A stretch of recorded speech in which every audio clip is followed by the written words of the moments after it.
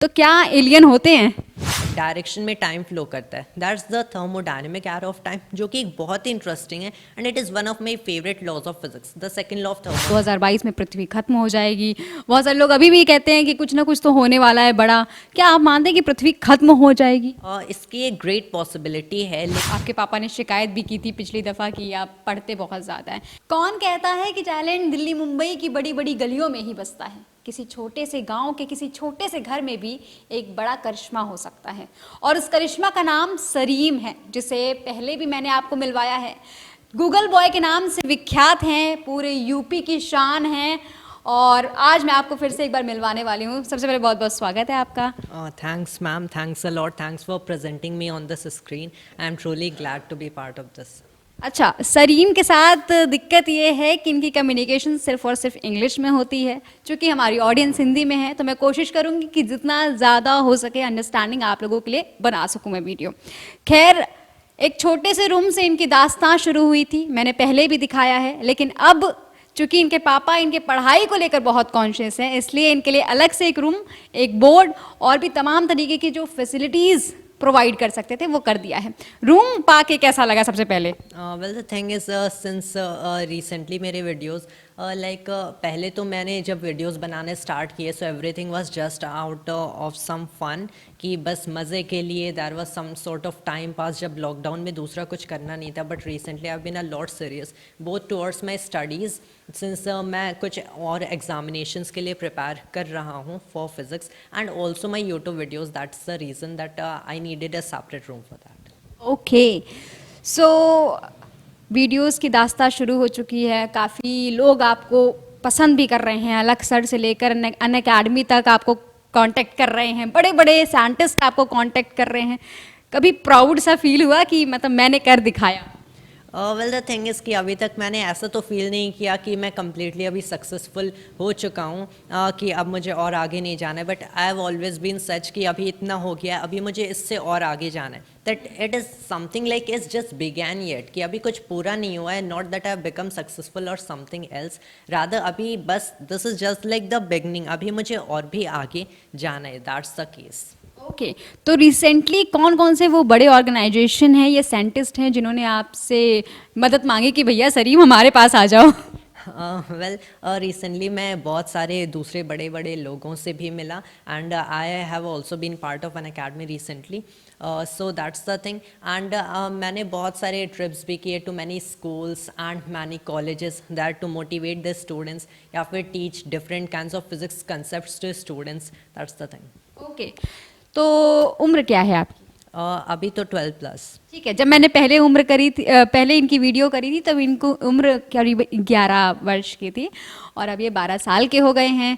1 साल बढ़ने पर इनको मुबारक। लेकिन आज हम पूछने वाले हैं इनसे फिजिक्स के तमाम मिस्ट्रीज से रिलेटेड सवाल, लेकिन उससे पहले जो आम सवाल जो हमारे दिमाग में चलते रहते हैं वो उससे शुरुआत करते हैं। तो क्या एलियन होते हैं?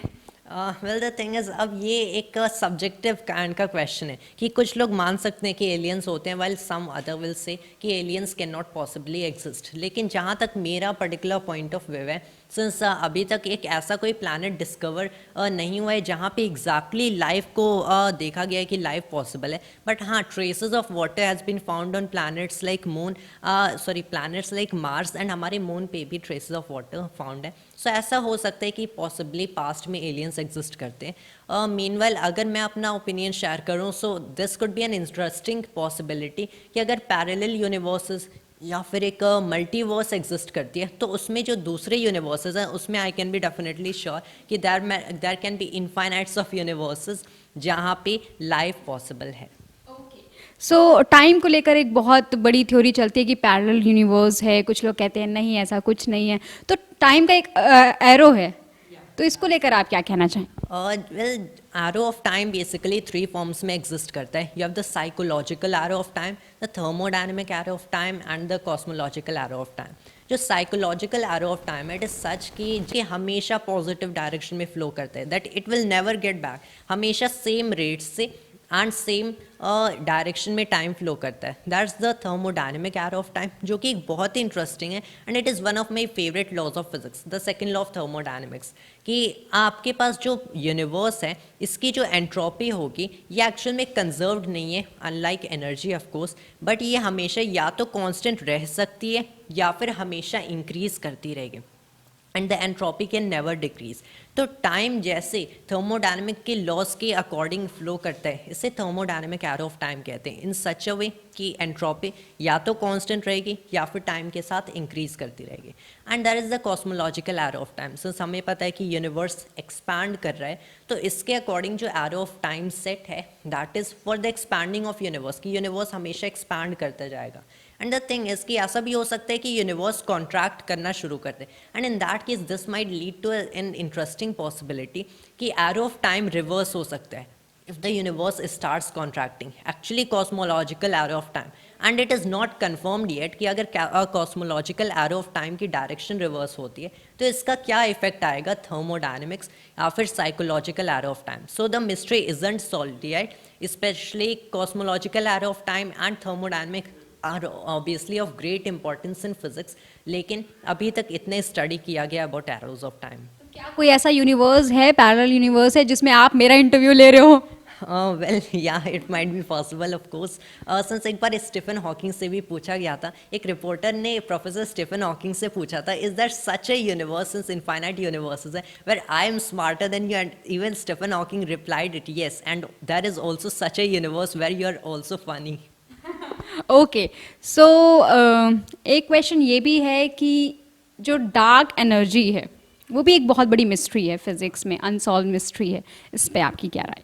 और डार्क एनर्जी, डार्क मैटर और डार्क एनर्जी कुछ ऐसे कंसेप्ट्स हैं अभी तक एक्सपेरिमेंटली ऑब्जर्व नहीं किया गया, लेकिन ये जो डार्क एनर्जी का कंसेप्ट है एक्चुअल में I tell you where it came from. Originally dark energy Einstein की जनरल रिलेटिविटी जब आइंस्टाइन डिस्कवर कर रहे थे उसमें उन्होंने देखा कि अगर उन्हें एक स्टैटिक यूनिवर्स, मतलब एक ऐसे यूनिवर्स जो कि कम्प्लीटली स्टैटिक है, एक्सपांड या कॉन्ट्रैक्ट नहीं कर रहा है, तो उसमें अगर वो एक कांस्टेंट पुट करते हैं जिसे कॉस्मोलॉजिकल कांस्टेंट कहा गया था, तो उसके अकॉर्डिंग एक स्टैटिक यूनिवर्स की अपॉर्चुनिटी उन्हें मिल रही है अपनी जनरल रिलेटिविटी में, and he did put that constant.